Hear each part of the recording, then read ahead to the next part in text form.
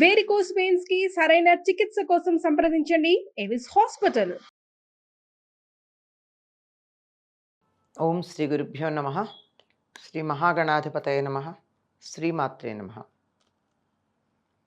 కర్కటే పూర్వఫల్గుణ్యాం తులసీకాననోద్భవాం పాండ్యే విశ్వంభరాం గోదాం వందే శ్రీరంగనాయకీం.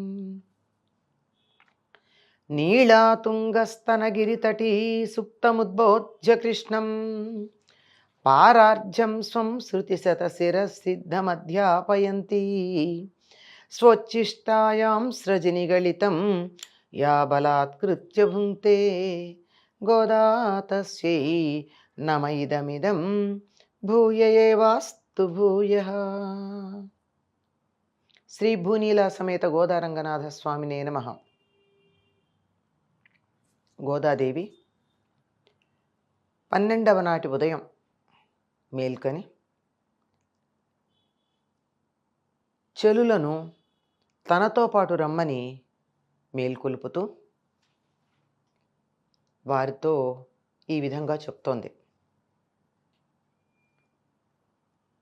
తీరా అందరూ వస్తున్నారు కానీ ఒక్క గోపిక రాల. రోజుకొక గోపికని ప్రత్యేకంగా ఆవిడ నిద్ర మేల్కొల్పవలసినటువంటి పరిస్థితి వస్తూ ఉంది. ఏమి కారణం అంటే జీవులలో ఉన్నటువంటి సాధనాపరంగా వచ్చే విఘ్నాలకి కారణమైన లక్షణాలను కలిగిన వాళ్ళు. 10 మంది అటువంటివే. ఈ 10 లక్షణాలే భక్తికి కానీ ఇతర సాధనలకి కానీ అడ్డంకులవుతూ ముందుకు సాగకుండా ఇబ్బంది పెడుతూ ఉంటాయి. అటువంటి లక్షణాలను పేర్కొని మరీ ముందుకు రావాల్సింది అని చెప్తూ ఉన్నది. ఒక గోపాలుడు కృష్ణుడంటే చాలా ఇష్టం కలిగినవాడు. అతడు వెళ్ళి కృష్ణుడితో ఉండి అతన్ని వదిలి రాలేక, కృష్ణుణ్ణి వదిలి రాలేక అక్కడే ఉండిపోతే తెల్లవారిపోతోంది. ఇంకా రాలేదు. ఇంటికొచ్చి ఏం చెయ్యాలి అతను? పాలు పితకాలి. అంటే కృష్ణ సంస్పర్శ వల్ల లేదా కృష్ణ సాంగత్యం వల్ల స్వధర్మాన్ని కూడా ఆచరించలేనంతటి కృష్ణ భక్తి కలిగినటువంటి వాడు. కృష్ణ భక్తి అంత ఉందా అంటే ఉంది అంటే దాంతోపాటుగా బాగా ఐశ్వర్య సంపన్నుడు. ఐశ్వర్య సంపన్నుడు అంటే నిజానికి ఆవులు ఎక్కువ ఉండడం వల్ల అతడు ఐశ్వర్య సంపన్నుడా, కృష్ణుడితో అంత సమీపంగా ఉండడం వల్ల అతడు ఐశ్వర్య సంపన్నుడా అన్నది ఒక్కసారి ఆలోచించాల్సినటువంటి అంశమే.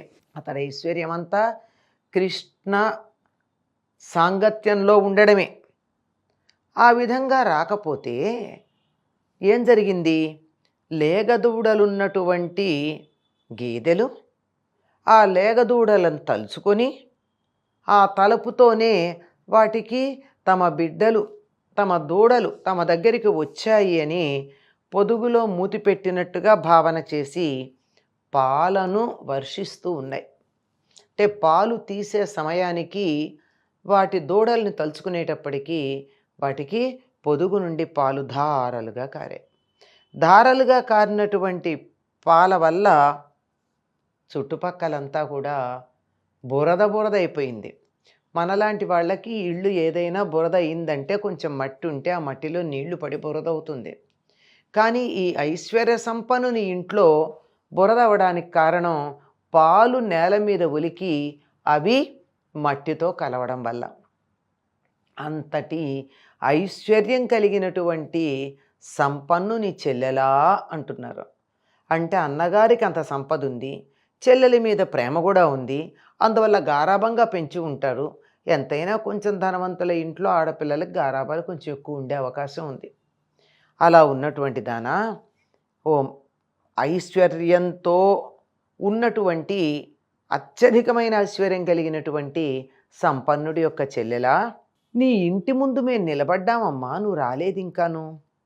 మంచు తల మీద పడుతుంటే నీ వాకిట్లో నిలబడ్డాం. అంటే కిందేమో బురద ఉంది, పాలు బురదలో కలవడం వల్ల వచ్చిన బురద. పైనుంచేమో మంచు పడుతోంది. ఇది హేమంత ఋతువు కదా, మంచు పడుతుంది. పైగా మేము జారిపోకుండా ఉండడానికి ఏం చేస్తున్నాం, నీ ఇంటి ముందు చూరుకున్న కమ్మిని పట్టుకున్నాం. చూరంటే తెలుసు కదండి, ఇల్లు ఇలా ఉంటుంది. ఇలా ఉన్నప్పుడు ఇలా వాలినటువంటి ప్రాంతంలో ఉండేది అటువంటిది. ఇక్కడ చూరు ఇలా వాలుతుంది, కొప్పిలా ఉంటే ఆ చూరుకున్నటువంటి ఒక కమ్మిని పట్టుకుని నిలబడున్నాం. మరి ఏం చేస్తున్నాం, ఊరికే నిలబడున్నామా మేము?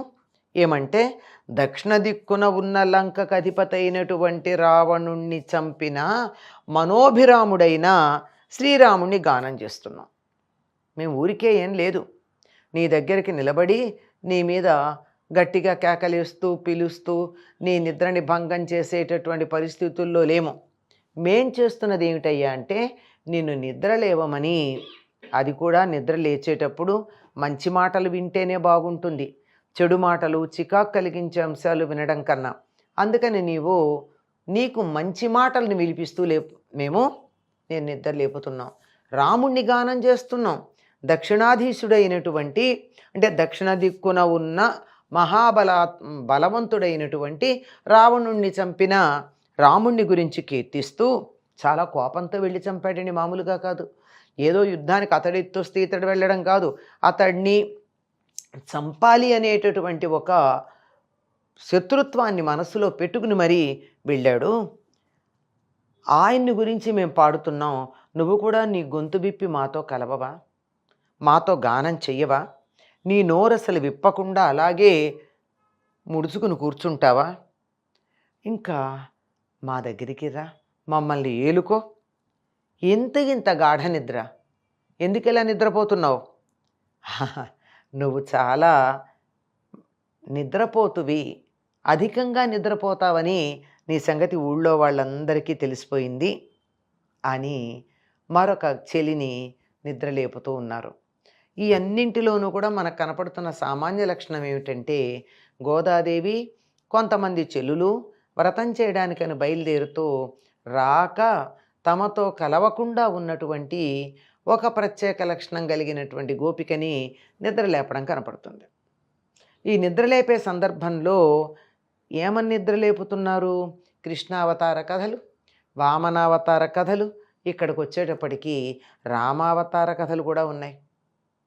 అంటే నిద్రలేపడానికి కూడా భగవత్ సంబంధమైనటువంటి పాటలని ఆధారంగా చేసుకున్నటువంటి భక్త అగ్రగణ్యులు వీరు.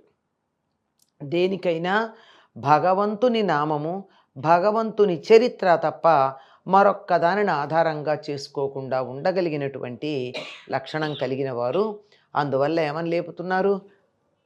రాముడి గురించి మేం పాట పాడుతున్నాం, రాముణ్ణి కీర్తిస్తూ ఉన్నాం, అయినా నువ్వు రావట్లేదేమిటి? ఇంత నిద్ర నీకు, ఇంత గాఢ నిద్రపోతున్నావా? మా మాటలన్నా వినపట్టలేదా? నువ్వు లేచి రావాల్సింది అని. అంటే ఇక్కడ ఒక విశేషం ఉంది. అన్నగారేమో తన స్వధర్మమైనటువంటి గేదెలకి పాలు తీయడం అనే పని చెయ్యట్లా. దేనివల్ల? కృష్ణ సాన్నిధ్యం వల్ల. చెల్లెలేమో ఆవిడికి ఎటువంటి ఆలోచనలు ఉన్నాయో, ఎటువంటి భక్తి ఉందో నిన్నటిదాకా వీళ్ళతో పాటు వచ్చింది కదా, మరి ఏం భక్తి మనస్సులో స్థిరంగా నిలిచి ఉందో ఏమో కానీ ఆవిడ మేలుకోవటం లేదు, బయటికి రావటం లేదు, మాట్లాడటం లేదు, కీర్తనలో భాగస్వామ్యం తీసుకోవటం లేదు, తలుపు తెరిచైనా బయటికి రావటం లేదు. కనుక నువ్వు కూడా రా, అందరం కలిసి వ్రత నియమాన్ని అనుసరించి మనం స్నానవ్రతమును పూర్తి చేద్దాము, దానివల్ల లోకాలకి మేలు కలుగుతుంది అని నిద్రలేపుతున్నారు. స్నానం అంటే చెప్పుకున్నాం కదా, ఒంటికి పట్టిన మాలిన్యమే కాక అన్ని రకాలైనటువంటి మాలిన్యాలు. ఇక్కడ ఈ చెలి దగ్గరికి వచ్చేటప్పటికీ ఉన్నటువంటిది బద్ధకించటం, లేవకపోవడం అనేటటువంటి దోషం ఉంది. దాన్ని కూడా పోగొట్టేటటువంటి స్నానం చెయ్యాలి. ఒక్కొక్క దుర్గుణాన్ని, ఒక్కొక్క లక్షణాన్ని పరిమార్చేటటువంటి స్నానం చెయ్యాలి. స్నానం చేద్దాంరా, రమ్మని పిలుస్తోంది, దానివల్ల లోకానికి మేలు కలుగుతుంది అని. స్వోచ్ఛిష్టమాలికాబంధగంధబంధురజిష్ణవే విష్ణుచిత్తతనూజాయై గోదాయై నిత్యమంగళం. స్వస్తి.